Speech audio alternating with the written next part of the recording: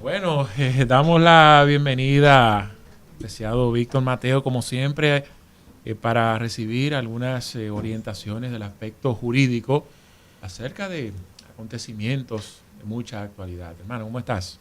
Muchas gracias por recibirme nuevamente aquí y de verdad expresando mi sentir también, en virtud de la tragedia, ¿verdad?, que ha consternado el país y sobre todo las familias. Yo que vengo incluso de dar el pésame y de estar en una funeraria esta mañana y parte de la tarde, la verdad es que muy triste, esto ha consternado todo el país y bueno, ánimo, ¿verdad?, porque hay que seguir.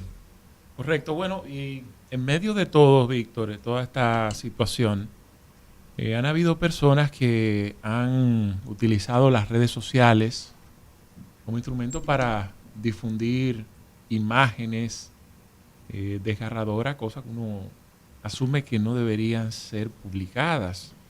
En función de eso se desconoce que existen consecuencias desde el punto de vista jurídico y quisiera que nos arroje luz sobre las consecuencias que tienen las personas que publican este tipo de informaciones. Bueno, esa ha sido la parte negativa, ¿verdad?, de la tecnología, la proliferación, sobre todo de las redes sociales, el tema de que la gente muchas veces no sabe diferenciar, muchos lo hacen por ignorancia, otros lo hacen generando morbo y provocando otras situaciones lamentables, y en virtud de eso, como decía Julio, existe la ley 192/19, que es la ley que procura, es un límite, vamos a decir un plus que se le pone al artículo 44 de la Constitución de la República, que habla sobre el derecho a la intimidad, al honor de toda persona. Entonces, esta ley específicamente protege la intimidad y el honor de la persona fallecida o accidentada y de sus familiares. Entonces, esa ley, como bien ha dicho, contempla... la parte penal se encuentra ya establecida en el artículo 337 del Código Penal, sobre todo a partir de la ley 2497 que lo instituye. Pero con esta norma 192/19, que necesita mucho más difusión, es una ley pensada sobre todo para castigar a toda persona física o jurídica que se atreva, ¿verdad?, a difundir este tipo de imagen o de datos que vaya en perjurio de la moral y del honor de la persona fallecida y de sus familiares, accidentadas también, pero sobre todo hace hincapié en la prensa, por la gran responsabilidad desde el ámbito social, ¿verdad?, que existe y sobre todo como propagadores de información. Entonces, ahí lo que se establece claramente es que puede ejercerse una demanda civil y sobre todo también que en caso de que una persona fallecida o accidentada, sus familiares o a quien haya apoderado vía testamento o en ausencia de todos los anteriores, el Ministerio Público pueda ejercerlo, sería a través de un amparo. El amparo, la naturaleza, es una instancia en virtud de una acción que se llevaría en virtud de lo que plantea la ley 137/11 que crea el Tribunal Constitucional.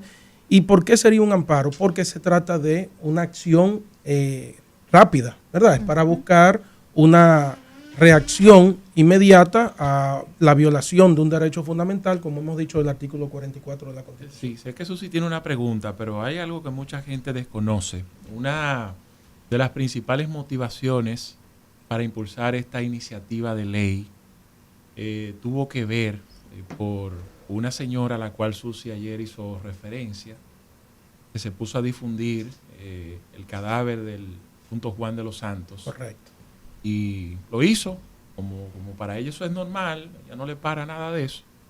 Esa ley fue motivada por esa señora. Dale, Susi. La de los titulares, ¿verdad? Sí, señor. Sí, quisiera que habláramos un poco de cómo se está persiguiendo este delito, porque las informaciones en la prensa tal vez son más fáciles de identificar, correcto, pero las redes sociales es todo un mundo y cuando uno piensa en nuestro sistema de justicia no necesariamente pensamos en una entidad muy tecnológica. Correcto. ¿Cómo y quiénes son los encargados de dar este seguimiento? Y segundo, si ha habido algún precedente de sometimiento por este tipo de acciones. Mira, es lamentable, Susi, que cada cierto tiempo pasa, desde que existe la ley, se habla de las consecuencias, pero no se acciona.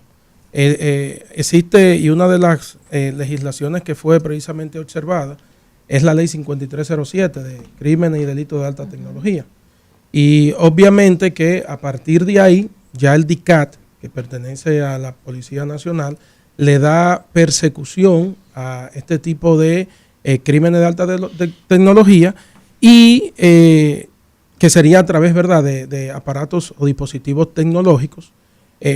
Y ha habido consecuencias. Lo que pasa es que las consecuencias, en principio, se tratan de generalmente injurias, cuestiones que llegan vía querella de una persona que se siente. Le puedo decir, por ejemplo, un caso que llevé hace poco, de una persona que estaba siendo difamada, tomaron su cédula, su dato, era una persona que había sido funcionario público, pero lo que se le acusaba era por un hecho de un hijo.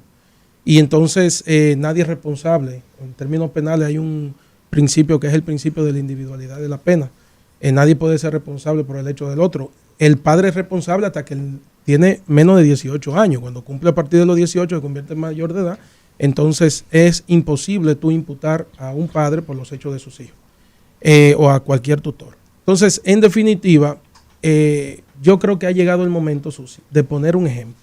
Con lo que ha sucedido recientemente, dada la tragedia, y en virtud del comentario que usted también ayer, yo lo escuché y la felicito, responsablemente hizo, como ha dicho Julio, nosotros hemos visto que obviamente la proliferación de la tecnología ha hecho que gente que uno le atribuye cierto grado de preparación y que tiene mucho poder en el ámbito mediático, se ha dado a la tarea para generar morbo, para generar views, de difundir. Entonces, con ello es que hay que poner el ejemplo. ¿Quiénes tienen que poner el ejemplo? Mira el caso, por ejemplo, del finado Rubí Pérez. ¿Qué ha dicho la hija? Que él pidió al momento de la catástrofe, lo único que te pido es que por favor no difundan imágenes mías de mi cuerpo. Óigame, él lo predijo. Y ella lo ha reiterado, que por favor, que su padre lo pidió, que por favor no lo hagan. Y como quiera lo hicieron. Yo no la he visto. Gracias a Dios nadie se ha atrevido a enviarme eso. Yo no la he visto, no ando hurgando en eso. Pero es lamentable lo que ha sucedido. Por ejemplo, si mañana ellos se sienten aludidos, ellos pueden poner su denuncia y es fácil a través de la dirección IP. Ustedes saben que cada dispositivo que instalamos en nuestra casa tiene una dirección IP y eso es fácil de averiguar desde dónde salió. O sea, ahí va mi pregunta. ¿Es fácil investigar cuál fue el primero que publicó esto, el primerito? Lo que tengo entendido, ¿verdad? Porque no soy un perito en la materia tecnológica. ¿Y qué establece la ley en cuanto a aquellos que también comenzaron a replicarlo, a enviarlo? Tiene la misma responsabilidad. La misma responsabilidad. Sí, el hecho de eso se denomina una intromisión ilegítima. Si tú comienzas a reproducir, también eres corresponsable de la misma sanción. Por ejemplo, en materia penal establece el 337 de 6 meses a 1 año y a multa de 25,000 a 50,000 pesos. Estamos hablando de una ley que modifica, ¿verdad?, el Código Penal, la 2497 del año 1997.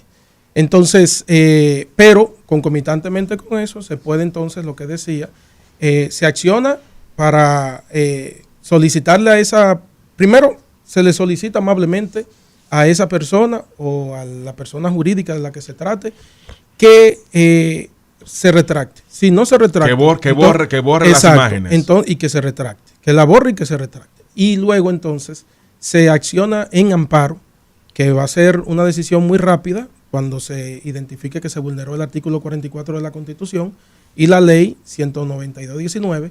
Y por último también, concomitantemente, entonces se acciona en una demanda y es facilito, porque ya el hecho se cometió, se consumó. Ajá. Es decir, que es fácil obtener una indemnización, ya eso quedará en la valoración del juez para determinar el monto en virtud de lo que se solicite. Víctor, un tema de preocupación en estos momentos es la suplantación de identidad por la inteligencia artificial. Esa ley, surgida en el año 19, ¿verdad? 2019. Sí. No sé si abarcaría esta figura muy de moda en estos tiempos y muy utilizada por ciberataques también, y cómo se puede sancionar a las personas que ahora mismo, por ejemplo, suplantan identidad, incluyendo también las voces que son alteradas. Correcto, también se persigue en virtud de esa ley. No habla del término, recuérdense que el término inteligencia artificial ha tomado auge quizá en los últimos 4 o 5 años, ¿verdad? Concomitantemente con la pandemia. Es una ley del 2019, pero concomitantemente con la ley 5307 de crímenes de alta tecnología. Y esta norma, la 192.19, que procura, ¿verdad?, que se resarza cuando se violente el honor, la intimidad de la persona, podría muy bien perseguirse cualquier suplantación que sería datos. Estamos hablando de datos.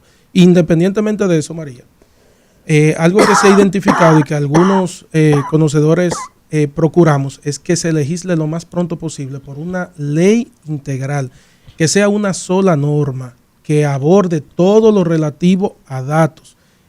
Hay un diputado, no sé si es Tobías Crespo, que creo que está un proyecto de ley sobre inteligencia artificial para regularla. Es un tema un poco difícil, ¿de acuerdo? Porque en el caso de Europa apenas han establecido un reglamento, ¿de acuerdo? Es un tema todavía que está dando, sí, pero es bueno que sepa que con lo que tenemos, en virtud de la ley 5307 y la ley 192.19, se podrían atacar algunos aspectos que atañen al tema. ¿Cuántas leyes tenemos que tienen que ver con tecnología? Porque aquí tú sabes que este es un país que sufre de tener muchísimas legislaciones. Sí. Entonces, en vez de que una sola vaya abarcando y se vaya reconfigurando, por ejemplo, yo sé que en Europa, sobre todo en países como Francia, se cuida mucho primero del derecho a olvidar, del tema también de que las personas cuando han sido, si son sometidas, si todavía no han sido condenadas, no pueden poner sus fotos. Y aunque en el caso reciente de la señora apellido Pelicot, si no me equivoco, que fue pues brutalmente, vamos a decir, no, bueno, brutalmente no, sino que el marido pues la hacía dormir con unos somníferos y invitaba a otros hombres a que la violaran. En ese caso, pues ella sí salía en la prensa y claro, la campaña que hubo, que los que tienen que avergonzarse son ellos, pero es que ese es un caso muy particular. Realmente está sucediendo en el mundo que tú estás siendo acusado, todavía no se te ha hecho una condena y ya tu imagen queda dañada la vida entera. Entonces, en ese sentido, ¿qué se ha pensado aquí en República Dominicana? Bueno, ahí entra lo que se denomina el principio de presunción de inocencia, que es el que no se respeta y se violenta. Y muchas veces se violenta desde el órgano persecutor, que en este caso es el Ministerio Público, que esperemos que esa práctica mejore, ¿verdad? Siga mejorando. Pero lo cierto es que tenemos trabajo que hacer, Claudia Rita, al respecto. Porque en un Estado de Derecho no se entiende que una persona que está en un proceso de investigación, por eso, en los últimos tiempos, el Tribunal Constitucional ha evacuado sentencias muy buenas. Por ejemplo, hay una que estableció que el proceso penal, y esto es por algo que se denomina el principio de favorabilidad o de razonabilidad, el proceso penal, ¿cuándo inicia? Inicia desde que se dicta medida de coerción o desde que yo te cito desde el inicio y te invito a que pase por mi oficina y te informo que usted está siendo investigado en virtud de un caso. Entonces, lo que ya ha establecido el Tribunal Constitucional en ese tenor es que desde que yo te invito, ya hay una vulneración o hay una suposición de que tú eres sospechoso y por ende entonces el plazo, que seguro ustedes lo han escuchado y mire ahora el caso Miki López, de los 4 años comienza a correr desde que a ti te citan, porque que ya desde que tu foto sale, que es una irresponsabilidad, incluso aquí hay un proyecto de ley que procura proteger los datos, o creo que es una disposición del Poder Judicial, del presidente del Consejo del Poder Judicial, que establece la protección de los datos. ¿Cómo se hace en otros países? El caso, le ponen nombres, por ejemplo, el apellido o las siglas, pero no se ventila datos hasta que no haya una acusación formal, ¿verdad? Y se te dicte de alguna u otra manera, no medida de coerción, porque la medida de coerción es una medida cautelar, sino que desde que ya hay una sentencia, ¿verdad?, que te condena, aunque sea en primera fase. Bueno, si ya hemos hablado de esa ley, paso seguido me gustaría que nos opine con relación a la extinción penal del caso de Miki López en La Vega. ¿Qué te parece? Bueno, lo que venimos hablando, mire la coincidencia. Ahí lo que se ha dado hay dos posturas, obviamente. El Ministerio Público ha dicho que va a apelar esa decisión judicial, precisamente porque lo que el tribunal contempló es que en virtud de los 4 años que se plantean, ustedes saben, y aquí aprovecho, que actualmente esa ley 1015, que fue la que instauró que el proceso de un proceso penal dura hasta 4 años, si no se extingue la acción penal, actualmente fue declarada inconstitucional porque violentó el procedimiento como se votó. Es decir, es una ley que debió votarse como orgánica, que contempla una mayoría agravada de dos tercios, ¿verdad? De ambas cámaras, de las 2/3 partes de ambas cámaras, y fue votada como una ley ordinaria. Ordinaria. Entonces, aunque se determinó... Eso quiere decir, Víctor, que no vale, o sea, ya bueno, 4 años, porque hay un caso ahí, aparte que vamos a tratar el de Miki López, sí, pasó algo distinto con el caso de Alexis Medina, sí, hermano del presidente, que la justicia reconoció que se pasó de tiempo, pero dio algunas motivaciones por las cuales ellos no se fueron a extinción penal. Sí, lo que ha dictado el Tribunal Constitucional es que los efectos siguen corriendo. Lo que hace es que le notifica al Congreso que en el plazo de 1 año tengan que votar la ley como se debe, es decir, por el procedimiento orgánico. Si pasa 1 año, que ya han pasado varios meses y todavía no se ha votado la ley, ¿verdad? Esa ley 1015 no se ha modificado. Si no lo hace, entonces sigue surtiendo efecto. Volveríamos a la situación anterior, sí. Y a los 3 años. Una vez se produce esta apelación por parte del Ministerio Público, eso es difícil, ¿verdad? Porque imagino que fue culpa de ellos mismos fueron los que no...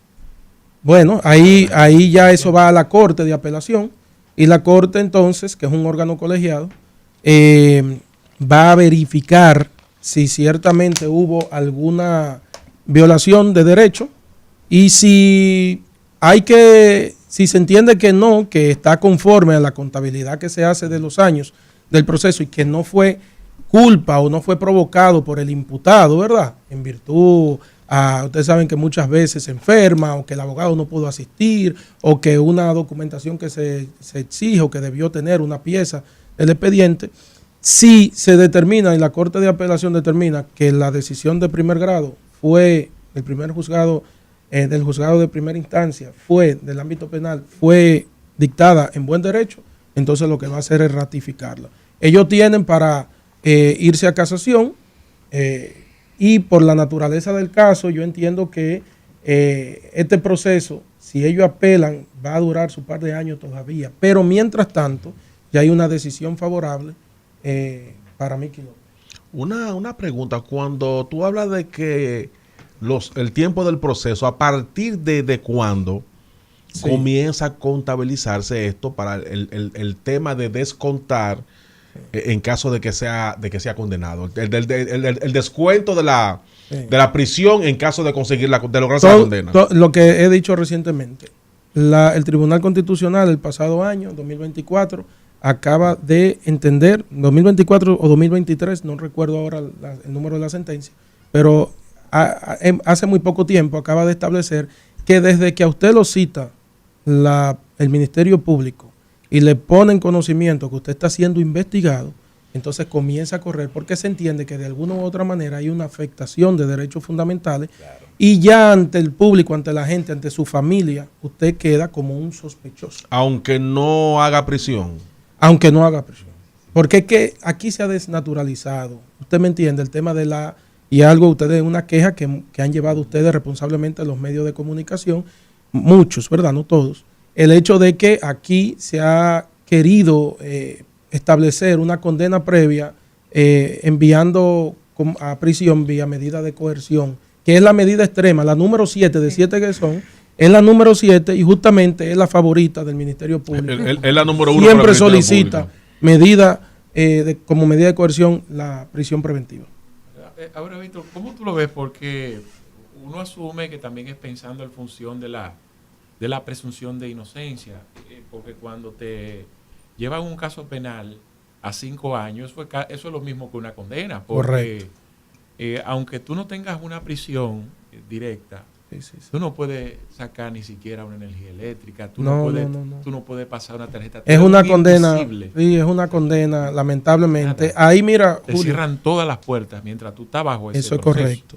Ahí hay vulneración y por eso aquí también debe algo ponerse en práctica, Susi. Ahorita que hablábamos del tema de lo que sucede, es la reparación en daños y perjuicios que contempla el mismo Código Penal y que a su vez también ya nosotros tenemos desde la Constitución del 2010, la reforma del 2010, la figura de la responsabilidad solidaria en virtud del artículo 148. Es decir, yo puedo accionar en contra del Estado o de uno de los poderes del Estado siempre y cuando yo pueda demostrar un daño material, un daño moral, psicológico, emocional, y en virtud de eso también, otra instancia que tiene cualquier imputado es ir hasta la Corte de Derechos Humanos. Y entonces, en virtud que nosotros suscribimos todos esos tratados en materia de derechos humanos, aquí tienen el mismo rango constitucional.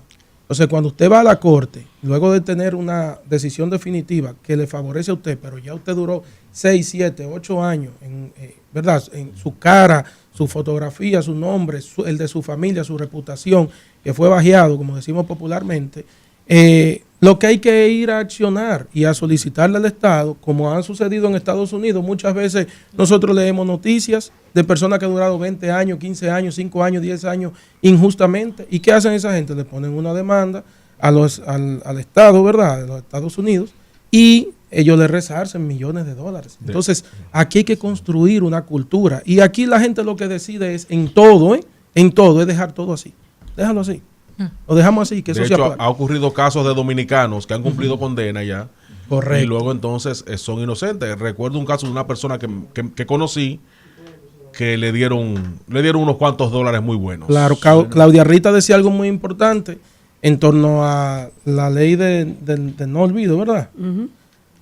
Esta ley, la que hablábamos al inicio, la 192/19, plantea que las personas o los interesados, familiares de la persona fallecida o accidentada, o el accidentado, obviamente, si quedan en vida o queda en una condición, los familiares pueden actuar por él, o como decía, en ausencia, la persona apoderada o el Ministerio Público tiene un plazo de 20 años. Es decir, aquí a los 20 años es que prescribe. Prescribe, correcto. Entonces, es un plazo lo suficientemente, ¿verdad?, amplio para que accione. Gracias a Víctor Mateo, como siempre, por Gracias estas orientaciones jurídicas. Ya hemos llegado al final. Sé que ustedes también le ha llegado la información de un diputado que está solicitando al presidente que incluya en el presupuesto para cultura que compren los terrenos del YC para hacer un museo. Sí, todos huyendo aquí en este país, todos huyendo. Diputado, hay demasiada gente, hay demasiado trabajo. Claro. Mucho trabajo. No es momento para Por eso. favor. Dios mío. Dale, Álvaro. Rumba 98.